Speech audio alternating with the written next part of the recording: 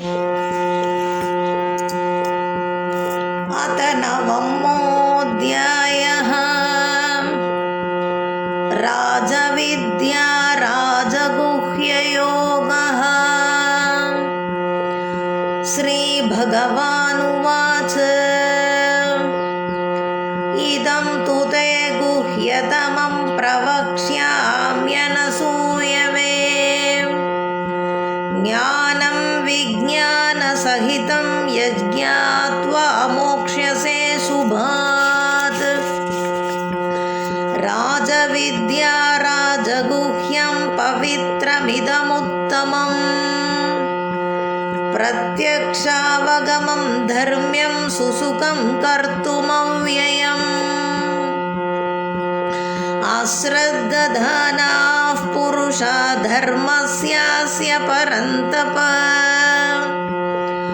अप्राप्य मां निवर्तन्ते मृत्युसंसारवर्त्मनि।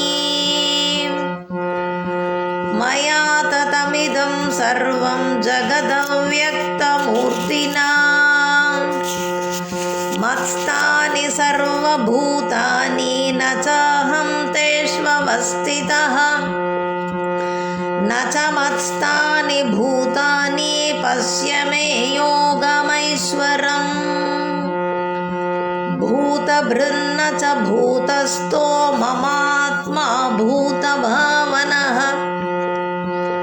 यथाकाशस्थितो नित्यं वायुः सर्वत्र गो महान्।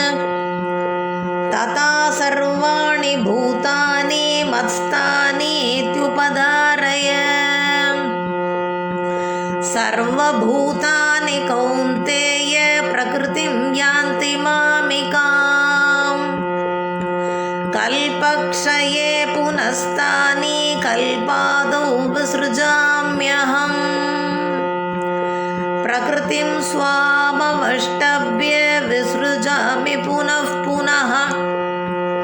भूतग्राममिमं कृत्स्नमवशं प्रकृतेर्वशात्। न च मां तानि कर्माणि निबध्नन्ति धनञ्जय। उदासीनवदासीनमसक्तं तेषु कर्मसु। मयाध्यक्षेण प्रकृतिः सूयते सचराचरम्। हेतुनानेन कौन्तेय जगद्विपरिवर्तते। अवजानन्ति मां मूढमानुषीं तनुमाश्रितम्। परं भावमजानन्तो मम भूतमहेश्वरम्। मोघाशामोघकर्माणो मोघज्ञानाविचेतसः। राक्षसीमासुरीं चैव प्रकृतिं मोहिनीं श्रिताः। महात्मानस्तु मां पार्थ दैवीं प्रकृतिमाश्रिताः। भजन्त्यनन्यमनसो ज्ञात्वा भूतादिमव्ययम्।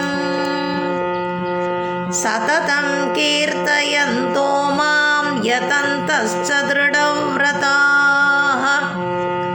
नमस्यन्तश्च मां भक्त्या नित्ययुक्ता उपासते। ज्ञानयज्ञेन चाप्यन्ये यजन्तो मामुपासते। एकत्वेन पृथक्त्वेन बहुधा विश्वतो मुखम्। अहं क्रतुरहं यज्ञस्वदाहमहमौषधम्। मन्त्रोऽहमहमेवाज्यमहमग्निरहं हुतम्। पिताहमस्य जगतो माता दाता पितामहः। वेद्यं पवित्रमोङ्काररुक्सामयजुरेव च। गतिर्भर्ता प्रभुः साक्षी निवासः शरणं सुहृत्। प्रभवः प्रलयस्थानं निदानं बीजमव्ययम् तपाम्यहमहं वर्षं निगृह्णाम्युत्सृजामि च अमृतं चैव मृत्युश्च सदसच्चाहमर्जुन त्रैविद्या मां सोमपाः पूतपापा यज्ञैरिष्ट्वा स्वर्गतिं प्रार्थयन्ते ते पुण्यमासाद्य सुरेन्द्रलोकम् अश्नन्ति दिव्यान् दिवि देव भोगान् ते तं भुक्त्वा स्वर्गलोकं विशालं क्षीणे पुण्ये मर्त्यलोकं विशन्ति एवं त्रयी धर्ममनुप्रपन्ना गतागतं कामकामा लभन्ते अनन्याश्चिन्तयन्तो मां ये जनाः पर्युपासते तेषां नित्याभियुक्तानां योगक्षेमं वहाम्यहम् येऽप्यन्यदेवता भक्ता यजन्ते श्रद्धयान्विताः तेऽपि मामेव कौन्तेय यजन्त्यविधिपूर्वकम् अहं हि सर्वयज्ञानां भोक्ता च प्रभुरेव च न तु मामभिजानन्ति तत्त्वेन तस्य वन्दिते यान्ति देवव्रता देवान् पितॄन् यान्ति पितृव्रताः भूतानि यान्ति भूतेज्या यान्ति मद्याजिनोऽपि माम् पत्रं पुष्पं फलं तोयं यो मे भक्त्या प्रयच्छति तदहं भक्त्युपहृतमश्नामि प्रयतात्मनः यत्करोषि यदश्नासि यज्जुहोषि ददासि यत् यत्तपस्यसि कौन्तेय तत्कुरुष्व मदर्पणम्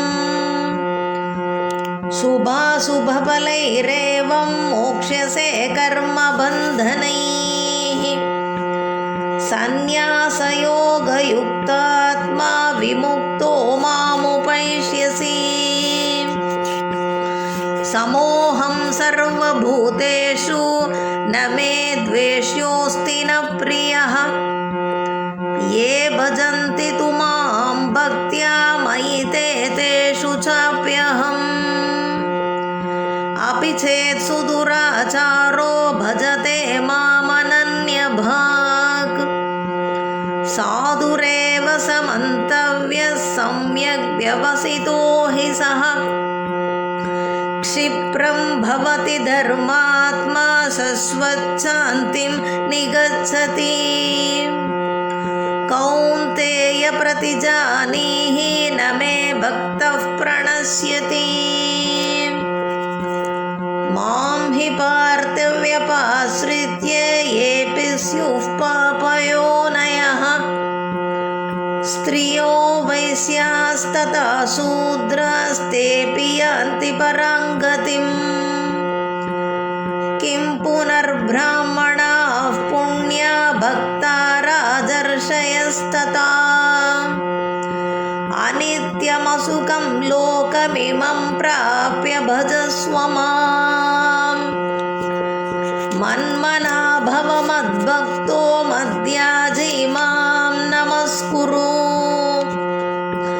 मामे वैष्यसि युक्त्वैवमात्मानं मत्परायणः इति श्रीमद्भगवद्गीतासु उपनिषत्सु ब्रह्मविद्यायां योगशास्त्रे श्रीकृष्णार्जुनसंवादे राजविद्या राजगुह्ययोगो नाम नवमोऽध्यायः। श्रीकृष्णार्पणमस्तु।